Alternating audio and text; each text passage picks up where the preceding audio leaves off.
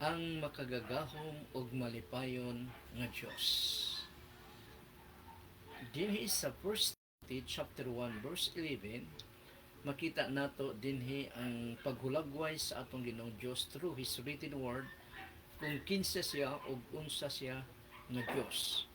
Matod pa dinhi sa unang Timoteo chapter 1 verse 11, sumala sa maayong balita, ang maayong balita mahitungod sa makagagahom o bulahan nga Dios nga gitugyan kanako aron itudlo ngadto sa mga tao.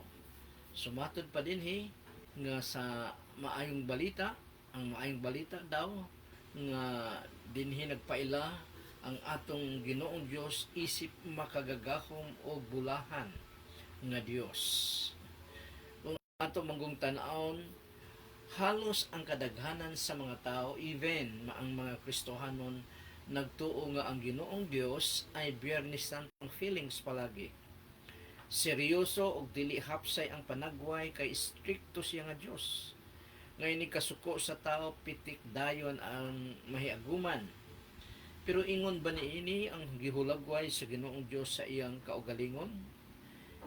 So matud pa sa 1 Timothy nga atong kababasa lang, gibasa lang nato nga siya ay bulahan nga Dios o matud pa din siya ay bulahan nga Dios nga kung sa ubang translation ay malipayon nga Dios, malipayon nga Ginoo, blessed, bulahan.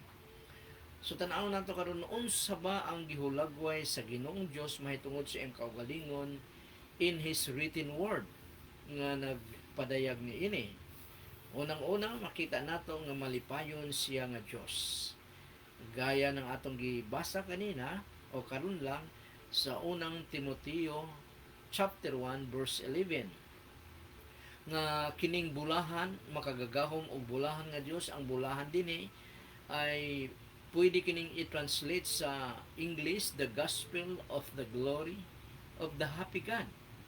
The gospel of the glory of the happy God. Pareha sa giingon sa Ginoong Hesus sa Sermon of the Mount kung saan iyang gideklara dito sa mga tao sa gingharian sa Dios o sa iyang mga sunod nga blessed o malipayon. Matod pa sa Matthew chapter 11, Matthew chapter 5 verses 11 hangtod sa 11, bulahan kamo or happy are you. Muning giingon sa atong Ginoong Kristo kung basahon nato ang tibuok passage sa chapter 5 verses 3 to 11 sa deklarasyon sa atong Ginoong Kristo. It is good news that God is gloriously happy. Walang gustong taong makig-uban sa dili malipayon o sigig kasuko or dunay depression nga Dios to eternity. Dahil gipili ang mga Kristohanon, kitang mga Kristohanon sa atong Ginoong Dios para makauban niya to eternity. O kung ang atong Ginoong Dios nga makauban nato ay dali ra kasuko, depressed kayo ang hulagway sa iyang dagway, kinsabay ganahan nga makipag-uban ini nga eternal hangtod sa hangtod pagyod. Muna nga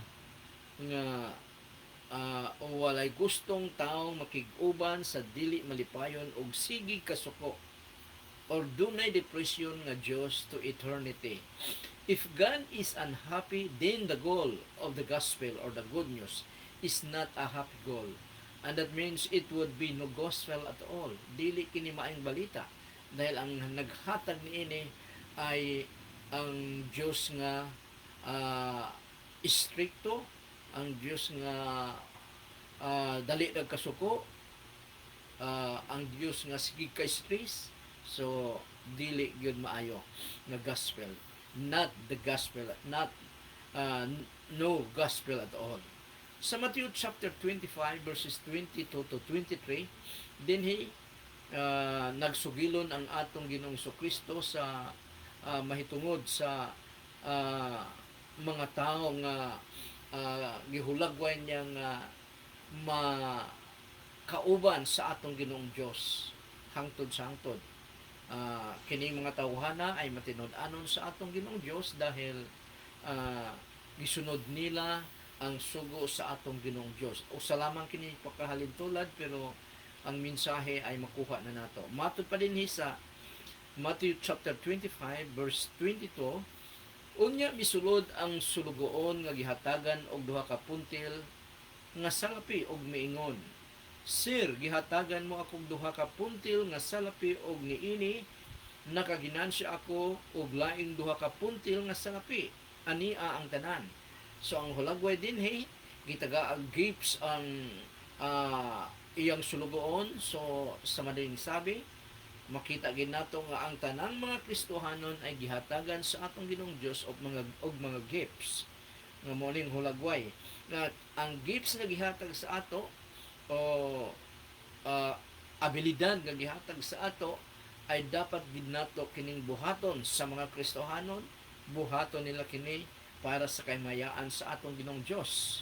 Verse 23 mingon ang iyang agalon, maayo buutan ka og matinumanon nga sulugoon. Kay kasaligan ka man sa diyotay, piyalan ko ikaw sa daghan, dali. Sulod nga ri og ambit sa akong kalipay. So makita nato dinhi nga ang atong Ginoong Dios ay dunay kalipay. Dunay kalipay nga siya gayud ang Dios nga malipayon, dili Biyernes Santo ang dagway. So, ikaduha, unsa ba ang gihulagway sa Ginoong Dios mahitungod sa iyang kaugalingon as His written word nag-declare niini o nag-reveal niini. Malipayon siya nga Dios sa iyang ginabuhat. Tanang nga gibuhat sa atong Ginoong Dios ay nagakalipay siya. Matod pa sa Psalms 135 verses 5 to 6, nasayod ako nga gamhanan ang Ginoo nga atong Ginoo o galabaw siya sa tanang Dios. Nganong mingon man dinhi nga labaw siya sa tanang Dios dahil naay mga tao nga wala motuo sa atong Ginoong Dios, sa atong Ginoong Kristo, lain nga Dios ang ilang gituohan. Ngunang giingon dinhi sa atong Ginoong Dios sa iyang revelation, sa iyang kaugalingon nga labaw siya sa tanang Dios. Verse 6, buhaton sa Ginoo ang bisan unsa nga iyang gikahimutan didto sa langit ingon man sa yuta, diha sa dagat og sa kahiladman. Sumatod pa sa Ginoo, buhaton niya ang mga butang nga iyang gikahimutan. For sure, dili siya mabuhat sa mga butang nga wala niya kahimot Ang gikahimutan lamang nga mga butang ang iyang gihimo dahil siya ay Diyos nga malipayon. Matod pa sa Genesis chapter 1 verse 31, matapos nga gibuhat sa atong Ginoong Dios ang tanan niyang creation dinhi sa kalibutan sa tibuok universo, mao kini ang iyang deklarasyon. Nakita sa Dios nga maayo gayud ang tanan nga iyang gibuhat og nalipay kaayo siya. So dili lang basta kay nalipay ang atong Ginoong Dios sa iyang gibuhat, kundi nalipay kaayo ang atong Ginoong Dios, mahuman niya buhata ang iyang creation. Muna nga perfect ang creation sa Ginoong Dios nga nagakalipay gayud siya human niya buhat niini. Ang yawa lang ang nagdala sa sala sa kalibutan ayon usab sa pakig-uyon sa tao ni Adam and Eve og nahimong imperfect ang creation sa Dios. Tungod sa yawa, tungod sa sala nga dala sa yawa og mianib usab si Adam and Eve, nahimong imperfect ang kalibutan o ang tanang binuhat sa atong Ginoong Dios. Pero dili kita mabalaka mga Kristohanon kay moabot ra ang panahon nga i-restore or ma-restore ang perfection sa tanang creation sa atong Ginoong Dios. Mao kini ang gihulagway giingon sa Romans chapter 8 verse 20 to 21. Matod pa dinhi, against its will all creation was subjected to God curse. So ang tayanandang creation sa Ginoo, ang creation sa Ginoo ay nasubject, napaloob sa curse. Unsa man ning binisaya sa curse? Tunglo. Matod pa padayon sa verse 20, with eager hope that the creation itself will be liberated from its bondage to decay and brought into the freedom and glory of the children of God. So moabot daw ang panahon nga i-liberate, i-free ang creation sa Ginoo from bondage nga mahimo na siyang perfect. Kanus ang kini mo balik mahitabo ang sa pagbalik sa atong Ginoong Hesukristo. Moabot ang panahon nga pa sa pagbalik sa atong Ginoong Hesukristo nining kalibutana ay iyang i-restore ang imperfect ngadto sa perfect nga creation. Ibalik niya ang perfect nga creation nga gibuhat niya. Busa sama sa Ginoo, higugmaong gyud nato ang atong mga trabaho, ang atong ginabuhat para ma-enjoy nato kini ug ma-erase ang kakapoy. Kapoy kayo magbuhat sa butang nga dili nato gustong buhaton. Ang mga butang nga atong gikahimutan mao nang wala tay kapoy nga muhimo niya na dahil gakalipay man kita ni anak nga buluhaton. Kagaya sa atong Ginoong Dios nga ang tanan maayong nagahatag kaniya og kalipay ang tanan niyang gipamuhat o may buang iyang gipamuhat ay gibuhat niya nga may kalipay. Ikatulo, unsa bang gihulagway sa Ginoong Dios mahitungod sa iyang kagalingon in His written word? Malipayon siya nga Dios sa iyang bugtong anak ang Ginoong Hesus. So, nagakalipay siya sa atong Ginoong Hesukristo.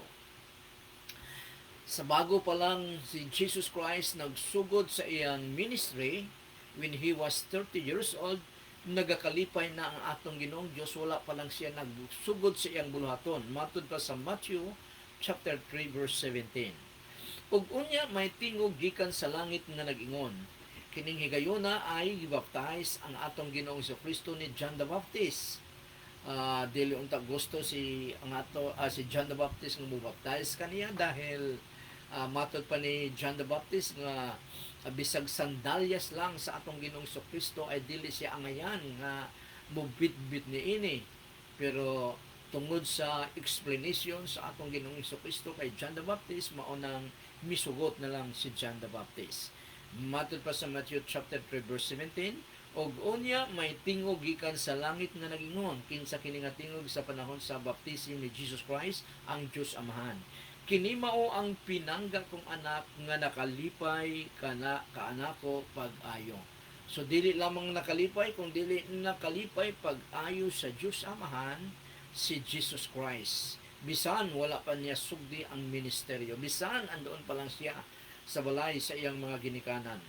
Muna nga malipay ang mga ginikanan kung ang ilang mga kaanakan ay naga-submit gayud kanila bisag wala pa sila nagsugod sa ilang mga trabaho. Basta nagsubmitar lamang according sa sugo sa atong Ginoong Dios mahitungod sa mga anak. Yun na nga, sa wala pa magsugod sa pagpamuhat ang Ginoong Hesus sa buluhaton nga gisugod kaniya sa Dios Amahan, nagpabautismo muna siya, diin gideklara sa Amahan ang pagkalipay niya niini. Og kung atong tanawon sa Mount of Transfiguration, masinag nga hulagway ang makita sa Ginoong Hesus. Perhaps as triumphant person, kapareha sa iyang hulagway sa Book of Revelation. Matapos siyang mag-resurrect mula sa mga patay, diin pagkakita ni Apostol John, natumba siya nga murag patay. Dinhi sa baptism, makita nato nga nagasunod ang atong Ginoong Kristo sa gusto sa Dios Amahan nga magpabautismo siya kay John the Baptist. Ngunit dito sa Mount of Transfiguration sa Matthew chapter 17, makita nato dito ang triumphant nga hulagway, victorious nga hulagway sa atong Ginoong Kristo. Diin sa Book of Revelation, nakita kini niya nga larawan ni Apostle John. Si John the Beloved nga human author sa the Gospel of John, 1 John, 2 John, and 3 John, Epistle of 1 John, 2 John, and 3 John, o sa Book of Revelation. Ang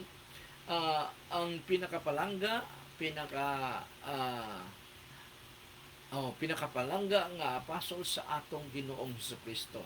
Siya ang nagsulat sa 5 ka mga sulat sa New Testament.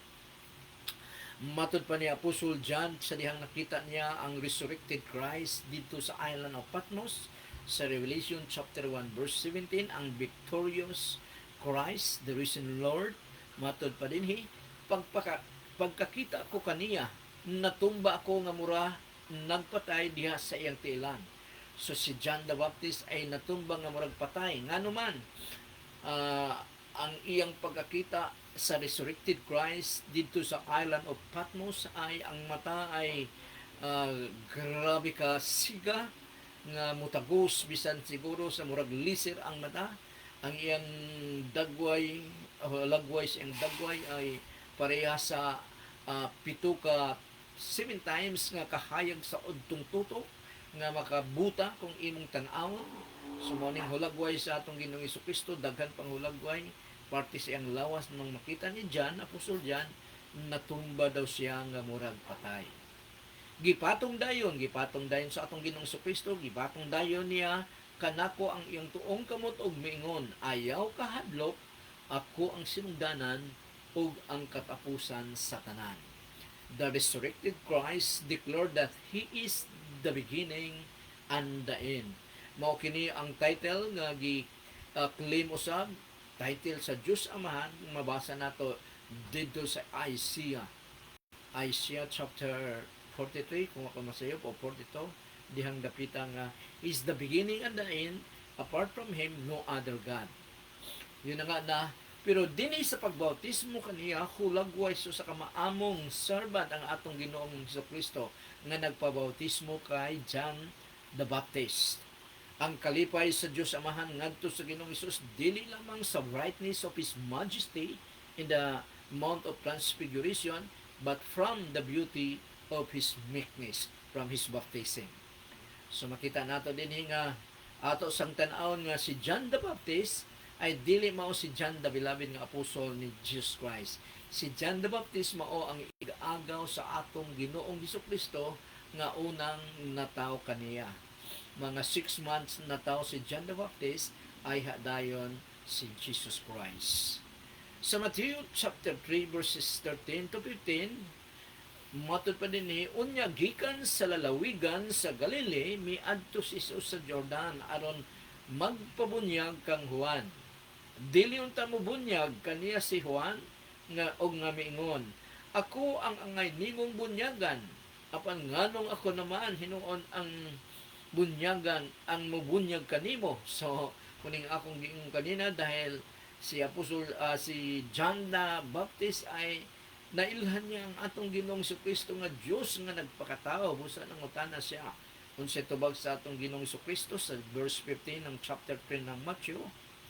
Apan gitubag siya ni Jesus, pasang dilang ang nga mahitabo kini kay niining paagiha, makatuman kita sa tanan nga gisugo sa Dios, busa miuyon si Juan. So dili lang ang partial nga tumanon nato ang sugo sa atong Ginoong Dios, kung dili ang kinatibuk-an gayo dahil naman usab ang iyang tabang. Makita nato ang atong Ginoong Dios dili musugo sa usa ka butang nga dili nato kayang muhaton dahil anaa ang iyang grasya ug anaa ang iyang tabang pinaagi sa Espiritu Santo. Kini nga panghitabo deklara usab sa Dios Amahan dito sa Mount of Transfiguration. Ang pagkalipay niya sa Ginoong Hesus from the baptism of the Lord Jesus Christ to the Mount of Transfiguration, mao ni ang gisulti sa Dios Amahan mahitungod sa atong Ginoong Kristo. Samtang nagsulti siya niini si Apostol Peter dahil nakita niya si Jesus Christ nga nag-transfigure ang iyang pagkatao na himong bright kayo, silaw kayo, og nakita niya si Moses og si Elijah munang nahadlok si Apostol Peter og matod pa niya nga magbuhat nang daw sila ni dahil ang kauban din ni Apostol Peter si John the Beloved og si James nga igsoon, magbuhat na lang daw sila og mga kubol or sa Binisaya ay mga nipahat, parang iniana. Magbuhat na sila para kay Elijah, para kay Moses o para kay Jesus Christ. Samtang nagsulti siya niini, gisulti kato ni Peter kay Jesus Christ, usa ka masanag nga panganod ang mitabon kanila og unya o sa katingaw gikan sa panganod nga miingon, kini mao ang pinangga kong anak nga akong gikahimutan, pamati kamo kaniya. So, ang Diyos Amahan ay talagang nahimuot sa iyang bugtong nga anak nga si Jesus Christ. So, bilang mga adopted children of God nga mga tinuod nga Kristohanon, dapat yun nga ang atong Ginong Dios, ang atong Ginong Kristo mahimuot usab kanato isip iyang katawhan. O sa pagsulat ni Apostol Peter nga sa mga Kristohanon sa Asia Minor, gisugilon niya kini nga panghitabo sa Mount of Transfiguration. Gisugilon niya para pangdugang o palig-on sa iyang gipaabot nga gipamatud-an niya ang pulong sa Ginoo ay gikan gayud sa Dios o magaguide kanila. Gipamatud-an ni Apostol Peter ang iyang nasaksihan, iyang na-experiensya during that on the Mount of Transfiguration sa 2 Peter chapter 1 verse 17 to 18.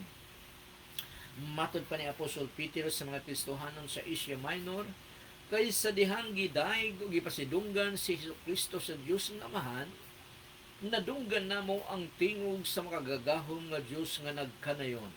Mao kini ang akong pinanggang anak, nalipay gayud ako kaniya.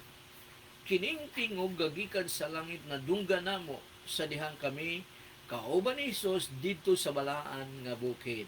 So kinsay kauban din ni Apostol Peter, si John ug si James, o ang atong Ginoong Kristo.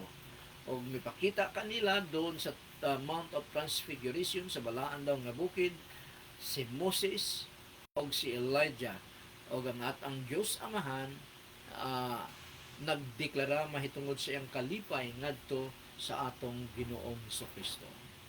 So, dili lamang sa supremacy nagakalipay ang Diyos Amahan sa Ginoong Hesus, kundili sa iya usab nga pagka-masinugtanon.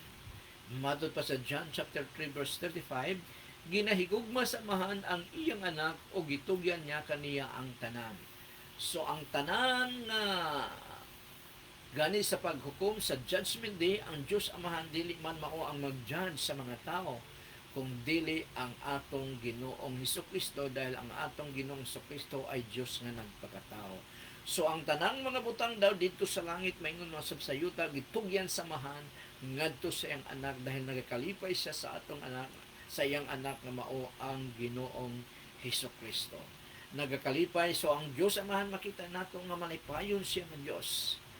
Dili siya mahimong dili magmalipayon dahil bisan pa wala pa ang mga tao, wala pa ang kalibutan, wala pa nagibuhat niya ang kalibutan, siya ay nagakalipay na sa iyang pakiguban sa atong Ginoong sa Kristo o sa Espiritu Santo. Matod pa sa John chapter 1 verse 1, in the beginning was the Word, in the beginning was Jesus, and Jesus was with God, and Jesus was God. So, ibig sabihin, before the foundation of the world, before the creation of the universe, ana ang si Jesus Christ, ana ang iyang bugtong anak o ang Espiritu Santo nakig-uban sa Diyos Amahan. So, mauna ang mystery sa Triune God or mystery sa Trinity.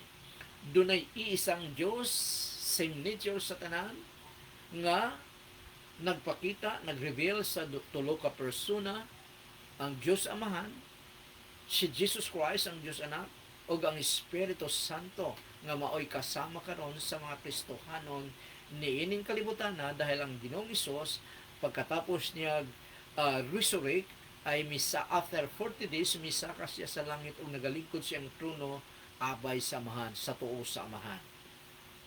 Muna nga ikaupat, unsa bang gihulagway sa Ginoong Dios mahitungod sa iyang kaugalingon nga gipadayag sa iyang written word. Sumalipayon siya nga Dios sa iyang katawhan nga may pagtuo kaniya. Sa tanang mga Kristohanon malipayon ang atong Ginoong Dios kung kita matinud-anon malahotayon ug nagasunod gayud sa atong Ginoong Hesukristo. Musipyat man ta usahay pero dali ra kitang makabalik dahil sa tabang o sa atong masigasig na pagsunod gayon sa sugo sa atong Ginoong Hesukristo. Matod pa sa Hebrew chapter 11 verse 6 to 7, Hebrew chapter 11 verses 6 to 7, ang tao nga walay pagtuo dili gayud makalipay sa Dios. Ang tao daw nga walay pagtuo dili gayud makalipay sa Dios.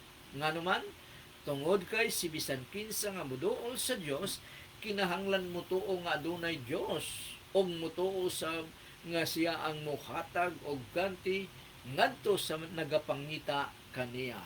Simple lamang, dahil kung walay pagtuo ang usa ka tawo, dili gid siya moduol sa Dios pinaagi sa mga pag-ampo o pagbasa sa iyang written word, kay wala man siya pagtuo. Mao na nga ang mga tao nga walay pagtuo sa Dios, wala gid nila mailhi ang atong Ginoong Dios in a personal way. Nganuman dahil wala nila tun-i ang atong Ginoong Dios through His written word. Verse 7, tungod sa pagtuo naminaw si Noe sa pahimangno sa Dios kaniya mahitungod sa mga mahitabo bisan wala pa niya kini makita. Busa nagbuhat siya og arka aron maluwas siya ug ang iyang pamilya, og tungod sa pagtuo ni Noe napamatud-an nga makasasala ang tibuok katawhan apan siya giisip sa Dios nga matarong. Siya lamang ug ang iyang pamilya, walo silang tanan, ang naluwas sa universal flood nga gibuhat sa Ginoo, dahil ang mga tao niya ng panahon sa kalibutan ay grabe na ka makasasala, walay pagtuo sa atong Ginoong Dios. Niya nang higayunan sa kapanahunan ni Noe, ang tibuok kalibutan ay nalakupan na sa mga tao, na anay mga tao tanan, dahil nilang higayuna ang edad sa tao ay moabot og 900 plus. So sa usa ka tawo mamatay ang usa ka tawo, ang iyang kaliwat, ang iyang mga apo ay moabot na og usa ka syudad ang kadaghanon. Muna nga niya nang higayuna ang katawhan sa kalibutan sa panahon ni Noe ay more than billions na ang multi-billion na ang mga tao sa tibuok kalibutan, dahil nga niya nang higayuna ang yuta daw, makita nato din sa pulong sa Ginoo ay dili pag kinahanglan og mga fertilizer, so abunda pa kay sila sa pagkain. Muna nga tungod sa kabundahan ay nawala ang ilang pagtuo siguro sa Ginoo. Isa sa hinungdan gani kung tanaw nato ang history ni Adan and Eve nung atoa sila sa Garden of Eden, abunda kaay sila, anaang tanan sa kanila provision sa atong Ginoong Dios, pero mitalikod gihapon sila dahil siguro sa una-una nila ni Eve ay wala na siyang kinahanglan pa. Sumunang pag-abot sa yawa, mituo dayon siya sa yawa para ma-experience niya ang lain nga panghitabo. Munang ang resulta sa pagtuo mao ang pag-ubi sa sugo sa Ginoo. Si Noe daw mibuhat og arka tungod sa pagtuon niya sa Ginoo. Kung wala siya motuo sa Ginoo, dili siya buhat og ark para maluwas siya og ang iyang pamilya. Samtang siya nagbuhat sa ark around 120 years, siya usab ay nagtudlo or iyang gipaila sa mga tao ang atong Ginoong Dios, pero tungod kay ang mga tao wala motuo sa atong Ginoong Dios, niya anang higayuna o wala gid sila motuo sa istorya ni Noe, og sila lamang ni Noe og iyang pamilya ang naluwas sa kamatayon. Tungod sa pagkailap sa maayong balita mahitungod sa Ginoo, nalipay siya niini.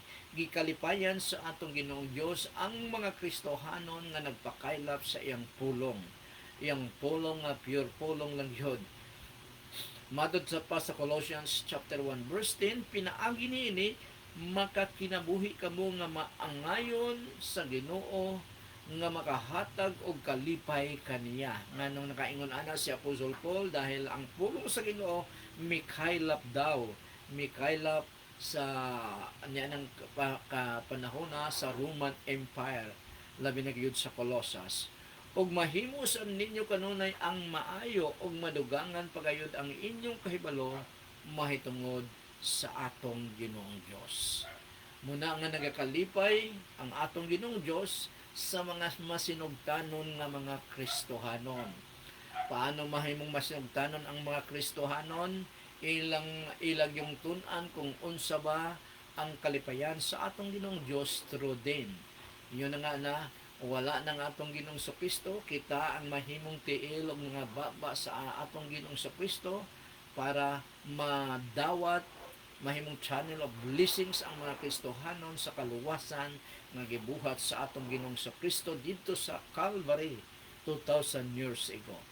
Matod pa sa Psalms chapter 37 verse 4, pangitaa ang kalipay diha sa Ginoo ug hatagan kanya sa imong gipangandoy. Daghang mga kabatan-unan, daghang mga tao, apil ng mga Kristohanon nga ang kalipay ay gipangita nila to wrong places, to wrong person, matod pa sa pulong sa Ginoo, matod pa sa atong Ginoo, pangitaon nato ang atong kalipay diha kaniya.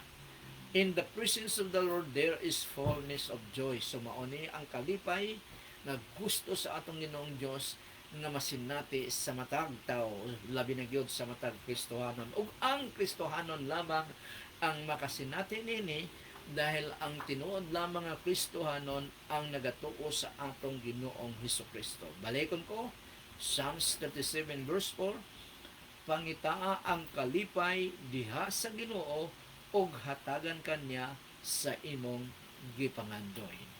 Kalipay dili kanino pa man, kalipay dili sa wrong places o wrong kuan, kung dili sa Ginoo lamang, matod pa sa atong Ginoong Dios. Ayaw pangitaa ang kalipay gawas sa kabubuton sa Ginoong Dios. Kay panandalian lang ka nga kalipay o wala mo tukma sa gusto nga kalipay nga gipapangita kanimo sa atong Ginoong Dios. Sumao kini ang hulagway sa atong gamhanan og malipayon nga Dios nga nagakalipay kung kita nga iyang katawhan mas tinugdanon sa iyang mga sugo kanato. Kita lamang nga mga Kristohanon ang nagatuman sa sugo sa atong Ginoong Dios, dahil ang dili Kristohanon dili nila matuman ang sugo sa atong Ginoong Dios tungod kay wala nila tun-e ang written word or ang pulong sa Ginoo nga iyang gipatun-an sa matag tao. Ang mga Kristohanon lamang, busa ang mga Kristohanon lamang ang makahatag og pagdaig kalipay sa atong Ginoong Dios. Sumao kini ang atong gamhanang Dios, nagakalipay siya ay Dios nga malipayon o Dios nga gamhanan, according to 1 Timothy chapter 1 verse 11. Daghang salamat sa tanan nga padayon nga nagatan-aw sa live telecast na pagtuon sa pulong sa Ginoo through media, through Facebook, og naway ang Ginoo manalangin kanatong tanan. So sa tanan nga nagapananaw o nagatanaw pa, magaampo ako kaninyo. Among amahan, sa pangalan ni Jesus, salamat kay Ginoo sa katatapos lang namong tuon sa imong pulong. Ginoo, salamat dahil ikaw ang among malipayong Dios nga makauban to eternity, Panginoon. Salamat o Dios, naway Ginoo sa tanan nga nagatan-aw niini nga pagtuon sa imong pulong, panalangini sila o Lord God according sa ilang mga panginahanglan, Panginoon, o according usab Ginoo sa ilang faithfulness diya sa iyo, O Lord God. Salamat kayo Amahan, salamat kayo Diyos. And the Lord bless you and keep you. The Lord make His face shine upon you and be gracious to you. The Lord lift up His countenance upon you and give you peace. O ang tanang mga anak sa Diyos magaingong, Amen. Amen. Amen. Mayong gabi is sa tanan, from Cagayan de Oro, or Paul Misamis Oriental, to the very end of the world. Pangamusta sa akong mga kauban sa Burning Bush Christian Fellowship, din sa Misamis Oriental, Cagayan de Oro, o sa nakalaing-laing lugar sa nasod o sa tibuok kalibutan. Maingon man usab sa mga kauban ko sa dati sa Manila pa ko sa Korean and Praise International Ministry. Kumusta? Sila Pastor Joey, sila ni Pastor Joey, Pastor Luis Buban, John Dyer, nangalimtan ko na during 90s ko sa Kamusta na lang sa inyo o sa akong mga pag-umangkon sa nagkalaing-laing nasod sa Canada, si Romel Nyeri, USA, Cheryl Mateo, Brunei, Rachel Nyeri, Australia, Yuyin og Joy Makahilos, o Avaluna og Moise, sa Saudi si Albios, o si Dean Sarnal sa Saudi, Noel Ditso sa Saudi, o sa tanan kayon. Dili ko ma-mention ang tanan. So maayong gabi sa tanan, og bye-bye.